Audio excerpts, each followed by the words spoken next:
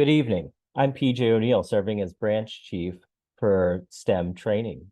Welcome to this month's Tech Talk, presented by Mr. Daniel Opstal from the U.S. Geological Survey. Tech Talks are sponsored by the U.S. Coast Guard, the Coast Guard Auxiliary, and the Boy Scouts of America Sea Scout program. The Tech Talks are held on the fourth Tuesday of the month at 2100 Eastern. That's 9 p.m.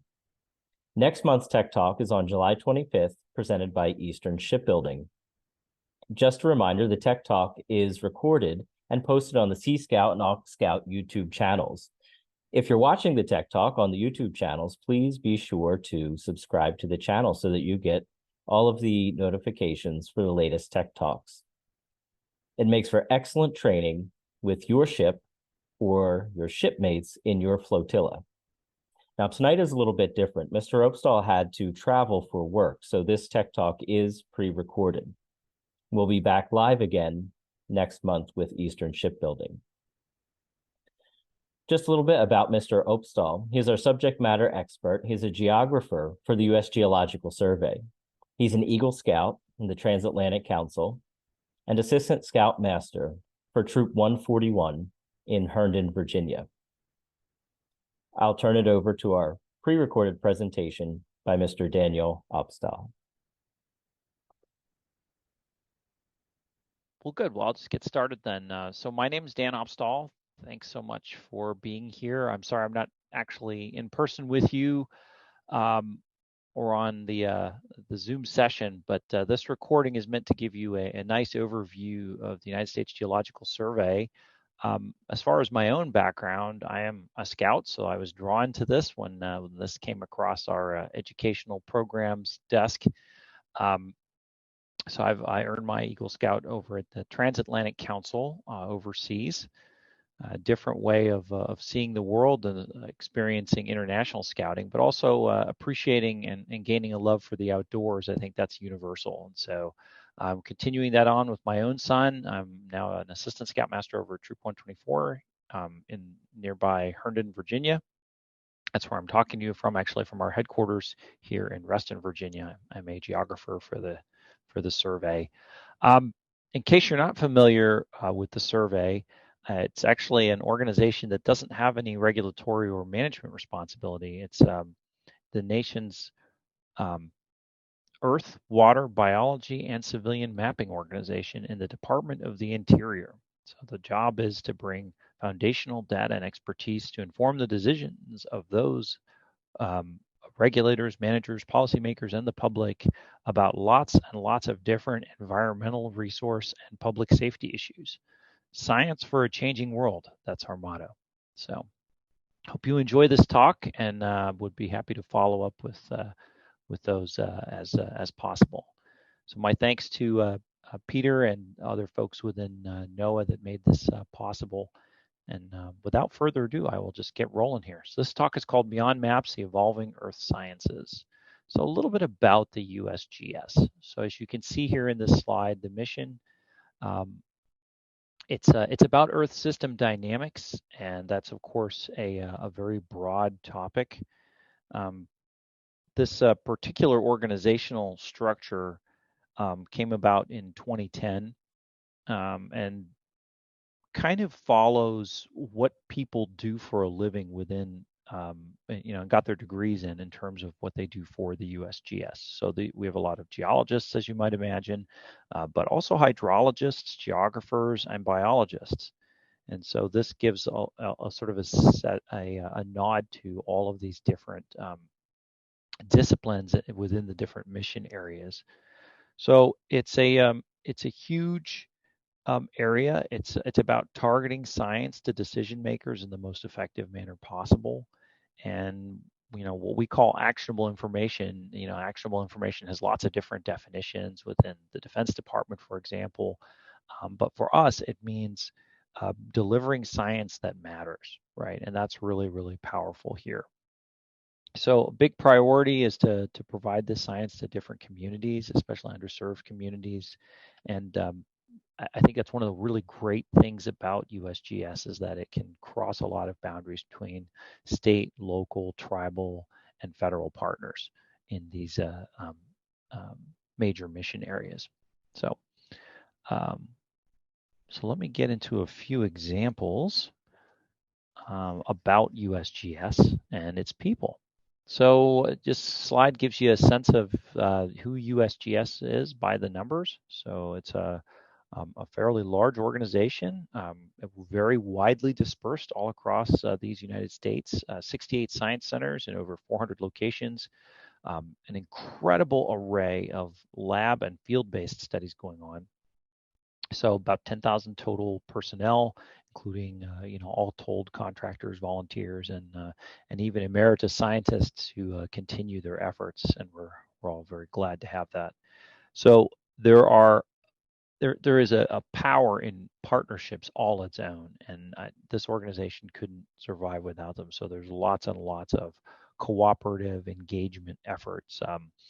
Working initiatives like climate adaptation. So there's a climate adaptation science centers.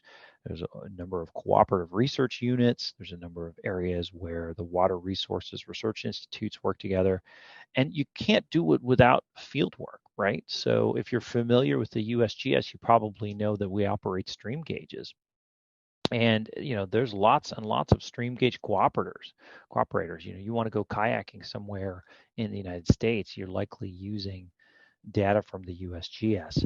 And what's more, if you're experiencing hazard, you're likely going to hear about it from information via the USGS, specifically the National Earthquake Information Center, and you can actually contribute back to that through citizen science initiatives like Did You Feel It and other efforts. So suffice it to say, I could go on and on and on, but there's lots of areas where we're playing an instrumental role.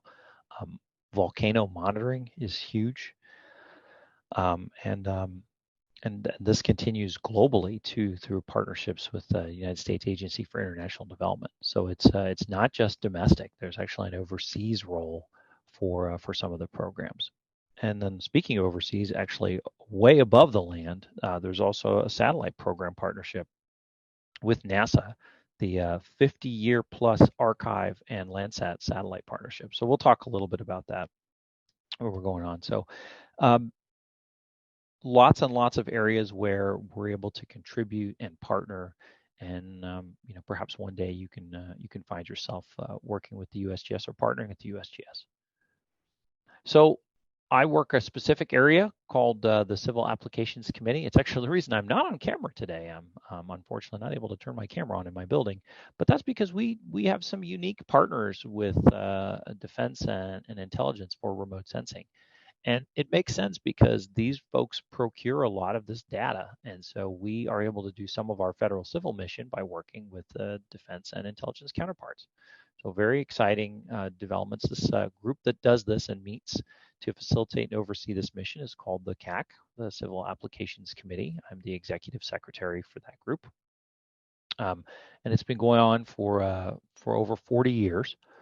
What we call the triple junction, this sort of relationship between the IC, the DoD, and the federal civil community. Of course, it's also the place where three fault lines meet, so it's a bit of a geology reference as well. So we are all working together to ensure the best use of remote sensing data, which is super important. And we also want to buy it in the most efficient manner possible from the many providers that now, give us, not give us, but provide the globe with satellite imagery data. And more than just satellite imagery data, it's also radio frequency and spectral characteristics analysis data. All of these things are very, very important. So let's talk a little bit about the future.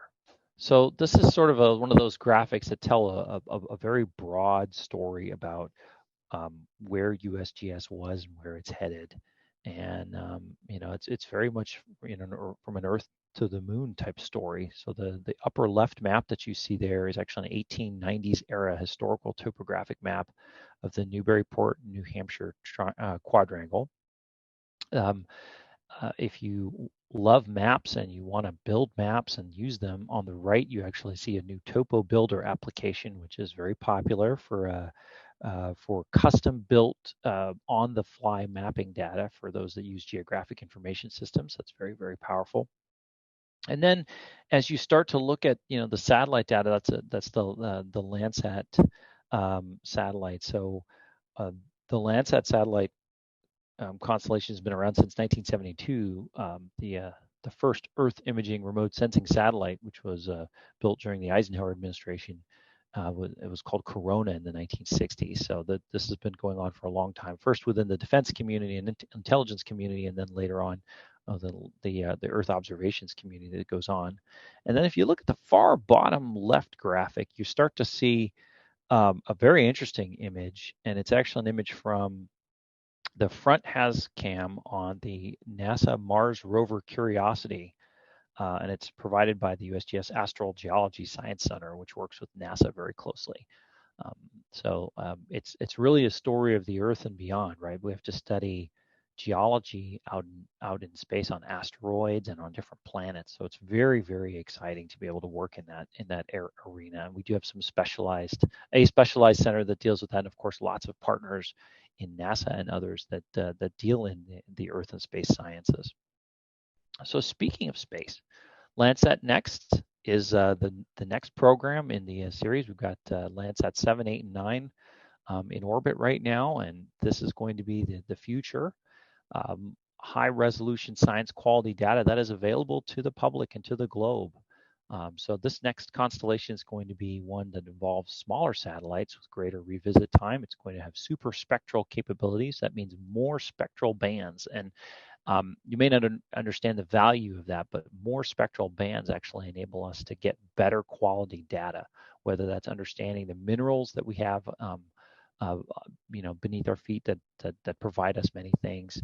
And I'll talk a little bit about that in a moment. But it also is about understanding how the soil is doing, how the vegetation is growing, right? How's agriculture doing?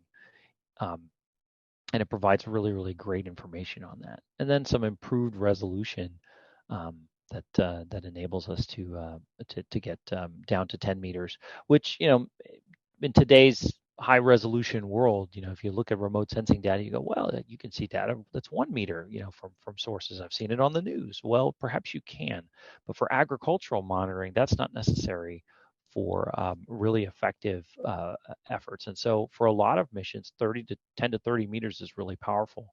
And you couple that with artificial intelligence and other types of work, which I'm going to talk about as well, you're going to see some really great capabilities. So Landsat's one of the most widely used remote sensing data sources, not just in the U.S. government, but globally, right? So there's a huge benefit.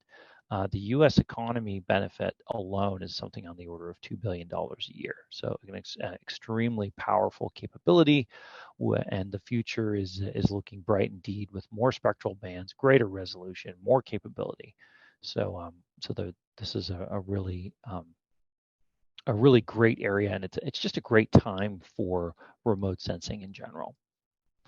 So that's not the only thing we're involved in. We're also involved in remote sensing from the ground perspective and using the data called LiDAR, light detection and ranging. You've probably heard radio detection and ranging, but this is actually light detection and ranging. And this is foundational for creating three-dimensional maps of the Earth's surface, the vegetation, the built environment to a high degree of accuracy, so that you can do things like building information modeling, right, for engineering and construction. So the animation down below from Meta, on the bottom right, it shows you how many buildings have a default single-story height in the absence of LiDAR height information. The after image shows building footprints with an estimated height from LiDAR.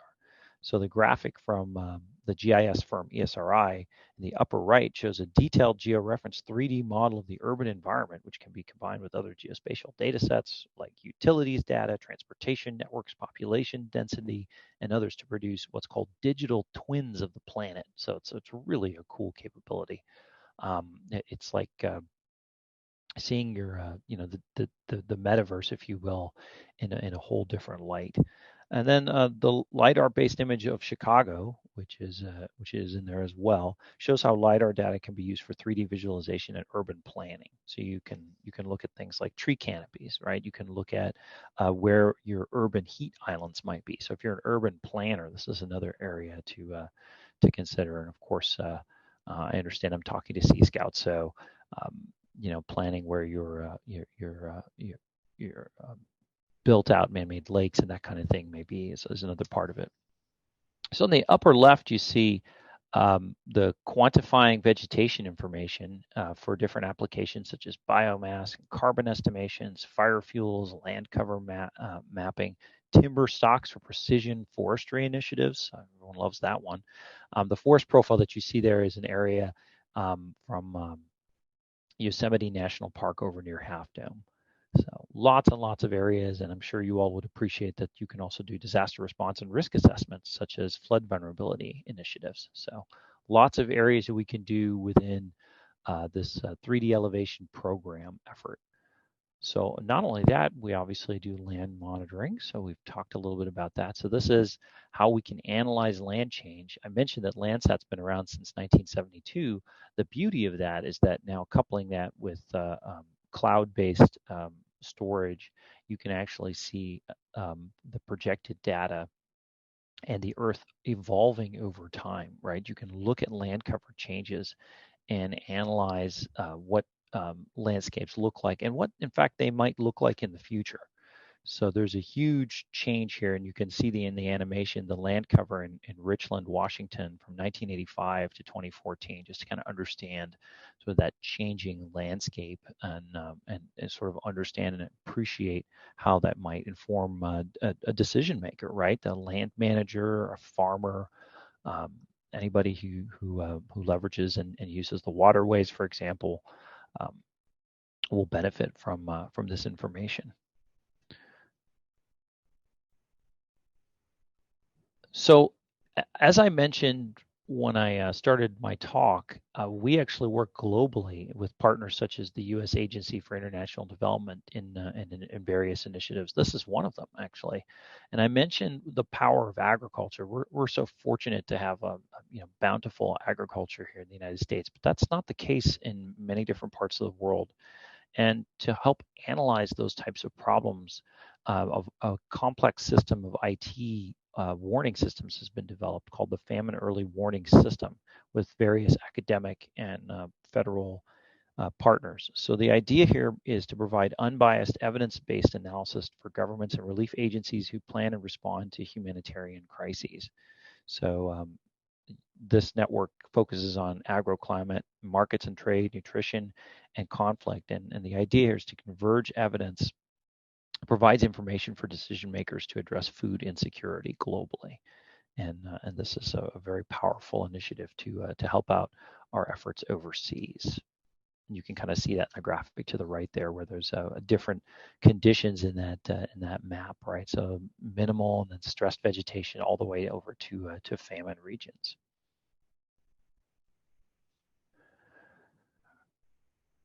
Earth MRI. So there's a huge effort afoot with state geologists and other partners to look at funding foundational geoscience data collection, data preservation, and information related to critical minerals and energy resources. One of the big initiatives that's been funded recently is the Earth MRI project. It brings high-resolution digital elevation data together with geophysical and geologic mapping information to characterize areas with critical mineral potential. This is a great investment and it continues to be an investment for geologic mappers and mineral resource specialists who are tracking the nation's irreplaceable geologic knowledge. So we're looking at mine waste, surface and subsurface resources for reclamation initiatives. And so there's a lot of power here in terms of analyzing the minerals that are so crucial for our use. And I'll show you a couple examples of that in a minute. So this is why you really care, right? Because what do we use minerals for? You may hear this term, oh, minerals, critical minerals. Wow, well, what makes them so critical? Well, some of them are used in our jet fighters, right? If you look at the bottom left, that's a U.S. Air Force F-35 Alpha Lightning II Joint Strike Fighter there. It's used in the goggles and some of the specialized equipment our military personnel need.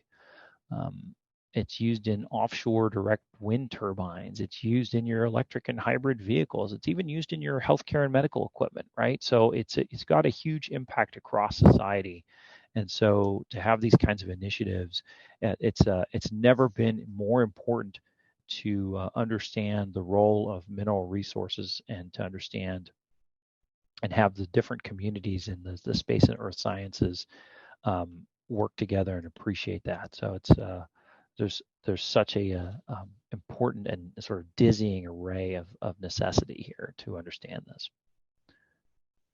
So looking internationally, certainly you've seen some examples with drought, famine, early warning, and the minerals.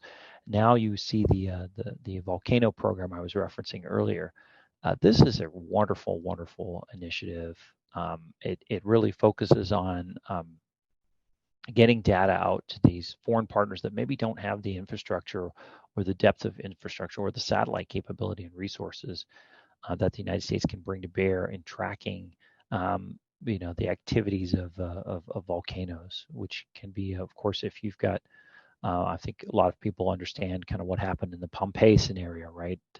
If superheated gases are flowing down the hillside at you, it's too late, right? So tracking and understanding volcanoes and ensuring that that the work is safe and that people can be kept safe in terms of both the people that are analyzing volcanoes and the people that live around them is the work of the Volcano Disaster Assistance Program. So there's been some really great initiatives, and it is a life-saving initiative to understand the behavior of these volcanoes from, with obviously the focus on Latin America, Southeast Asia, and the Pacific Basin.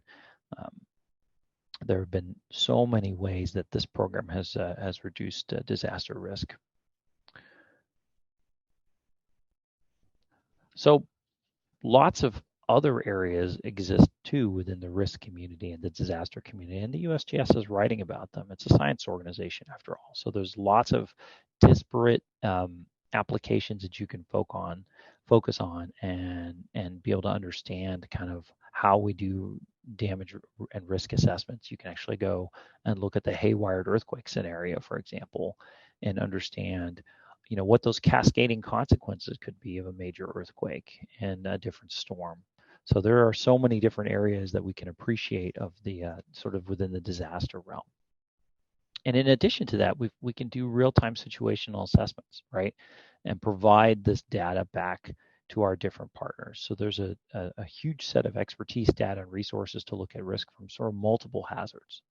Those are including the ones here, right? Geohazards, meteorological hazards, contaminants, invasive species, impacts of climate change. The natural hazards is one of the major mission areas, and it coordinates USGS emergency management response activities. Lots of long-term planning is part of this, right? To make sure that hazards mission areas are covered down and integrated together so that we understand kind of the cascading impacts. So for example, if you have a volcano that may trigger a lahar or a landslide right afterwards.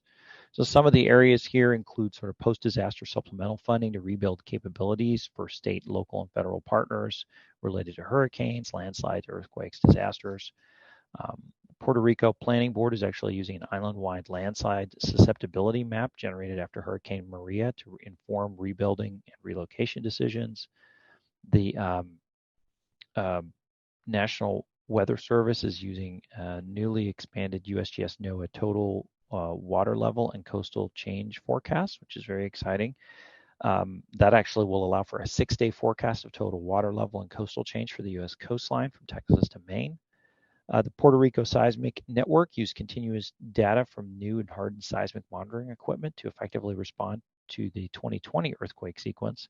And the Hawaii Volcano Observatory used data to respond to the Kilauea eruption. Of course, Mauna Loa also had an eruption. So always lots of different activities going on that can help us understand different scenarios and learn from these different disasters to do better the next time. So let's talk a little bit about some of the other areas where we're bringing in a range of capabilities and contributions to the mission. Coastal storm support cells, which supported Hurricane Fiona. There have been Alaskan severe storms and, of course, Hurricane Ian. This stuff is so critical. coastal counties, as I'm sure Sea Scouts are aware, home to 127 million people and accounting for 8.6 trillion of goods and services each year. Coastal communities are facing coastal change hazards for hurricanes and storms and changing climate, lots of property hazards and infrastructure damage. In fact, in the past 5 years, tropical cyclones resulted in $343.1 billion of damage in direct economic, catastrophe and in those coastal areas. So really, really a challenge. Decadal climate events like El Nino on the West Coast bring storms, depleting beaches of sand. So there's none of those buffers anymore, those dunes. Huge sea level rise impacts, and so we're seeing changes to our country already related to that. Different types of floods in low-lying and high-lying areas. So again, continuing intensification of storms that are faster moving. People need decisions, and they need to be able to make all of these planning decisions together. And so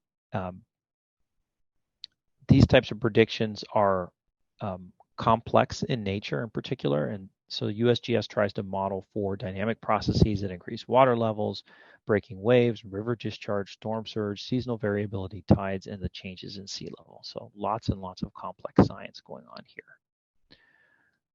Really, really important that we understand these. And of course, wildfires, right? You can't have this conversation without appreciating the importance of wildland fire management pre and post, right? It's not just about the fire going on, it's also understanding the combination of fuels that are there with the weather, and of course, understanding fire behavior, because fires have been moving faster over time. So if you've not heard or been to the website, there's actually a National Interagency Fire Center that focuses on a lot of these issues. It's jointly run by Department of Interior and Department of Agriculture. So lots and lots of really interesting areas to look at here.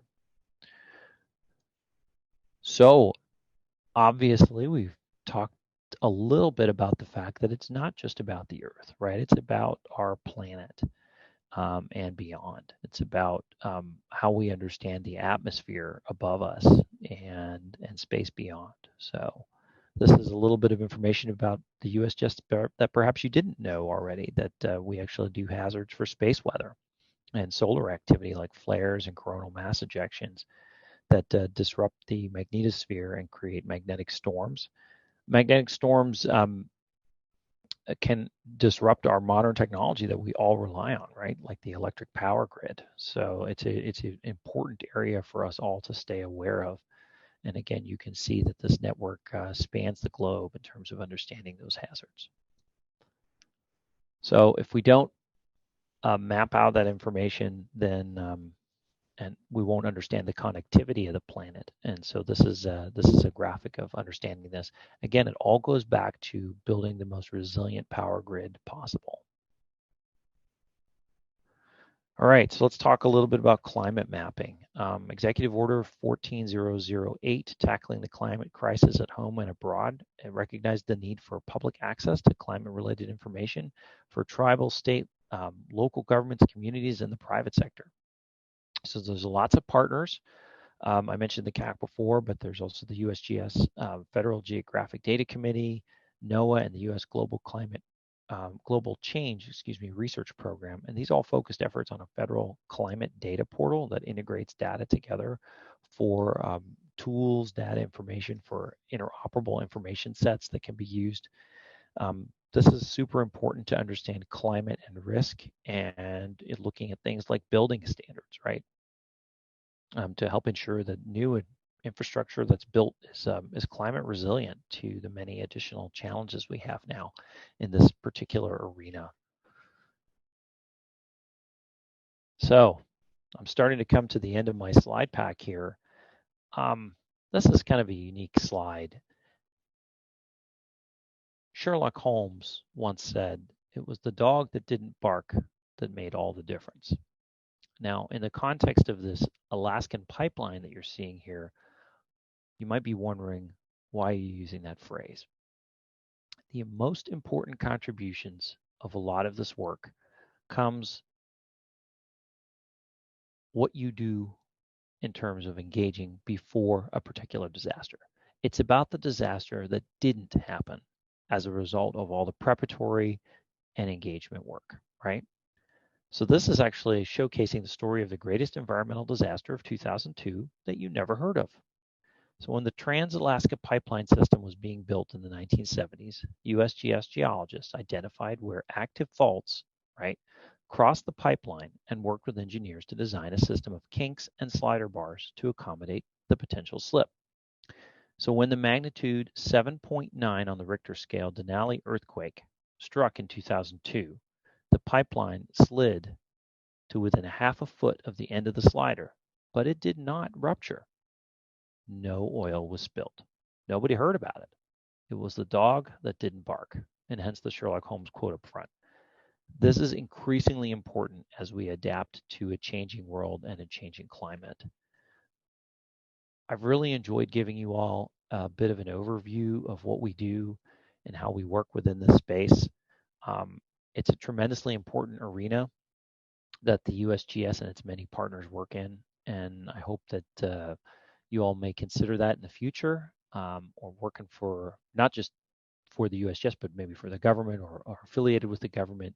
Um, and with that, I will leave you all and wish you all the best in not just your scouting careers, but also going forward into the future. Thank you so much.